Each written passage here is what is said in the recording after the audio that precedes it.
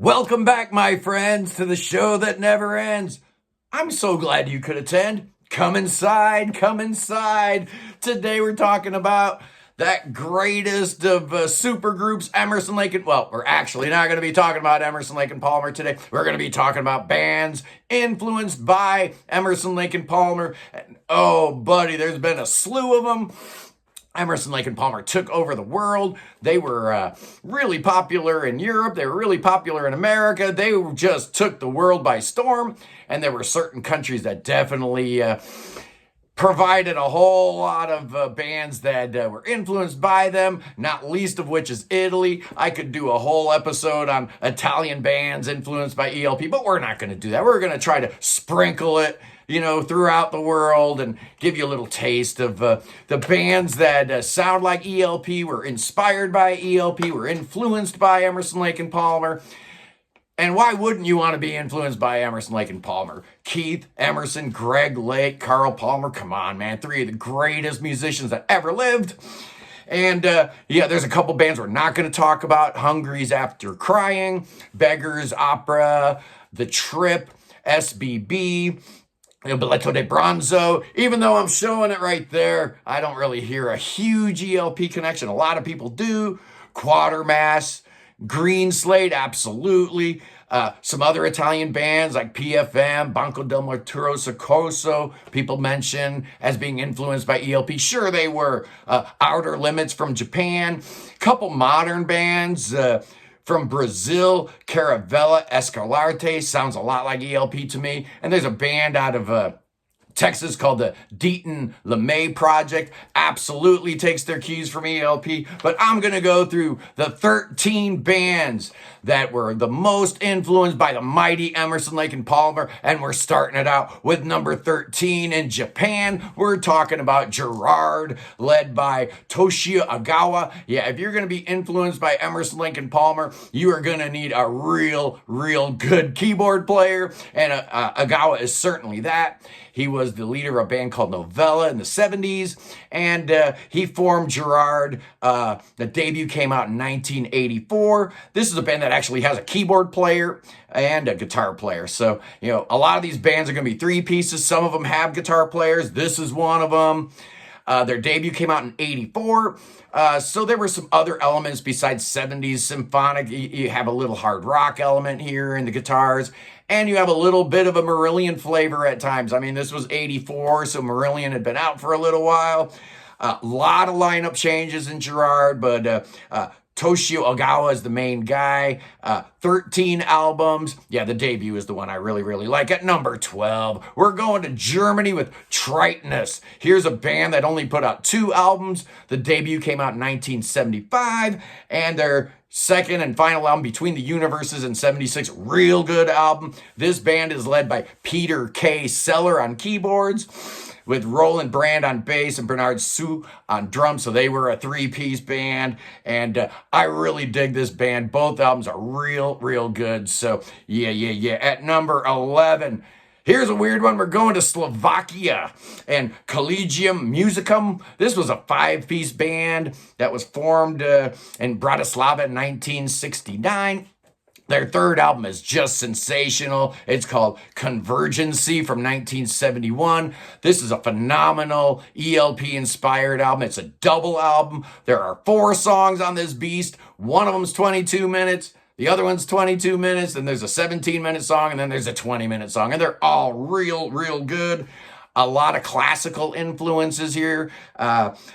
Marian Varga is the keyboard player, and he likes to reference a lot of classical composers in the music. It's a fun trip, and I really dig it. At number 10, we're going to cheat a little bit here. I'm going with Refugee. Yeah, were they influenced by ELP or were they influenced by The Nice? Well, obviously, this is the leftovers from The Nice. You've got Lee Jackson on bass and vocals and Brian Davison on drums. And once Keith Emerson left the Nice to join Emerson, Lake and Palmer, these guys didn't know what they were going to do, so they ended up recruiting Patrick Moraz and putting out a sensational album in 1974. It's the only thing they put out, and it's fantastic. Shortly after that, Patrick Moraz was recruited into Yes, And Refugee was no more, great band at number 9. We're going to the US of A and Cairo. There's a couple bands called Cairo out there. This is the one from San Francisco. They're a 5-piece band led by Mark Robertson. And they got a singer named Brett Douglas that's got a really cool high voice. These cats put out 3 albums. I'm really, really digging the second one, which was called Conflict and Dreams, released in 1998. There's a whole lot of bombast on here. This cat, Mark Robertson, clearly studied Emerson, Lake and Palmer and Keith Emerson's moves. Absolutely. If you like a Hammond organ with a ton of soloing, Cairo's going to be your band. At number 8, going to Italy with Tirade or Triad. I don't even know how you pronounce it. Tirade. I guess these guys were like some mystery band. The album didn't give credit to who was in the band or anything, so I guess some prog rock sleuths had to go out there and figure out who these guys were. It turns out that they were a band based out of Florence, put out one album in 1973. They were led by the keyboard player Vincenzo Cogimiglio on keyboards, Agostino Nobili on bass, and they were joined by Giorgio Serrano. They did exactly one album, and it's fantastic. I really dig it. Side 1's all instrumental. Side 2, you got some vocals. It's just great. At number 7, back to the UK with Egg. Band formed in 1969, so how can they be influenced by Emerson, Lake and Palmer? Well, their first album came out in 1970. I'm spotlighting their second album, Polite Force, from 1971, just fantastic. And then they put out a third album, The Civil Service, which is really good. All 3 albums are great. This is a 3-piece band. You know who's in the band is Dave Stewart, Mort Campbell, and Clive Brooks. Think Bach meets Canterbury, and you got a real good idea what Egg's all about. If you like classical music, Bach in particular, if you like Emerson, Lake and Palmer, and if you like the Canterbury scene, yeah, you're going to like all 3 Egg albums. At number 6. Yeah, we're going back to Italy, and it's right there. It's Metamorfosi. Band formed in 1969 in Rome. The keyboard player here is Enrico Oliveri, and he is fantastic, man. I'm spotlighting Inferno. That was their second album. They did have a debut, which I didn't really care for. This is part 1 of a trilogy.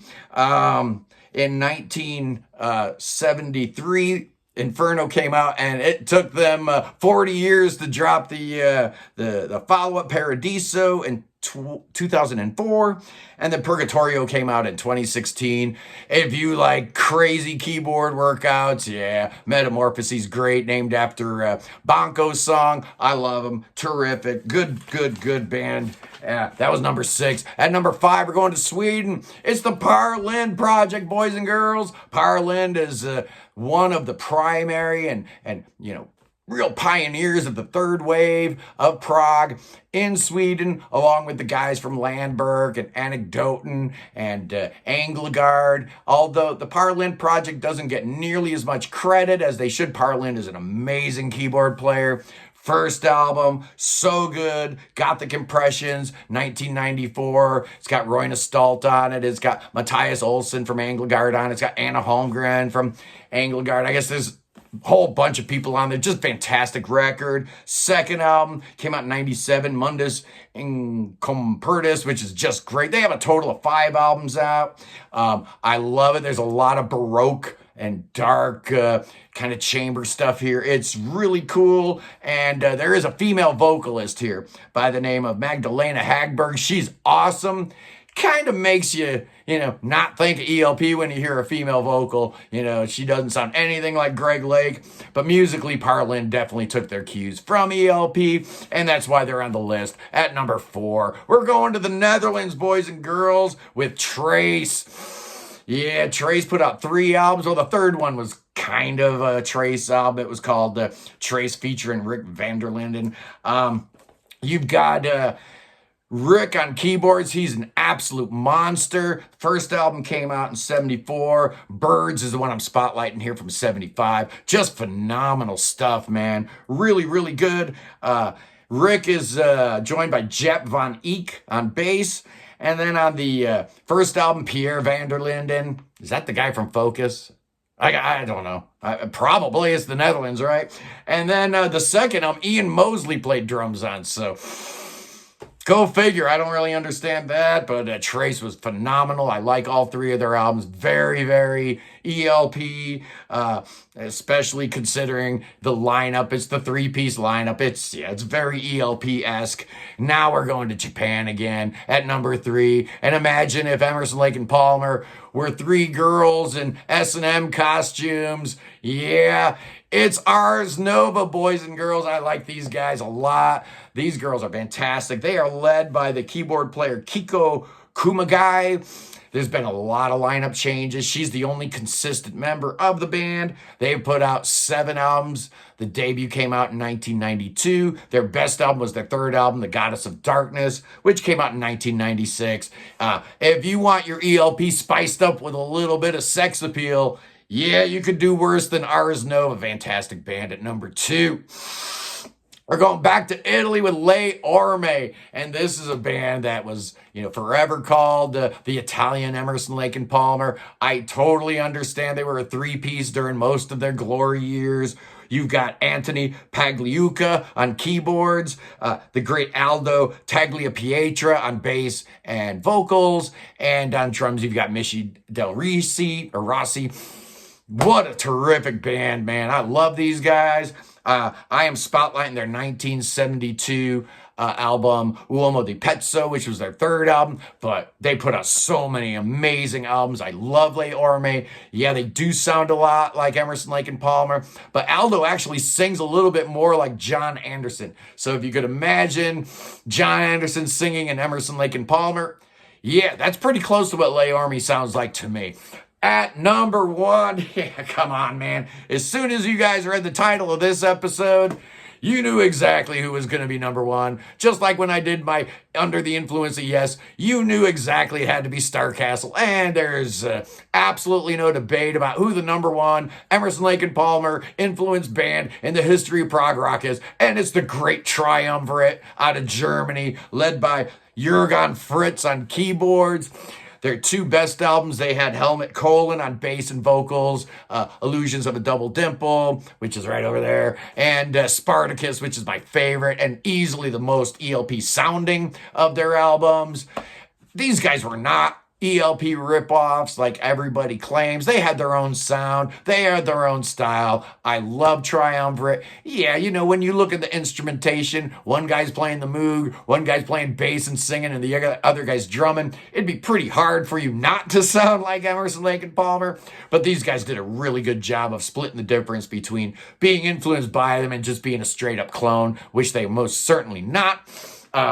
Big fan of Triumvirate, and they absolutely deserve the number 1 spot as the number 1 ELP influenced band in the history of prog. Anyway, I'm Scott. I love you guys. Have a great week. Peace in the Middle East. God save the king and the president of the United States and the next one and whoever's going to be elected next year. I don't get too into politics. I just like music. Anyway, peace.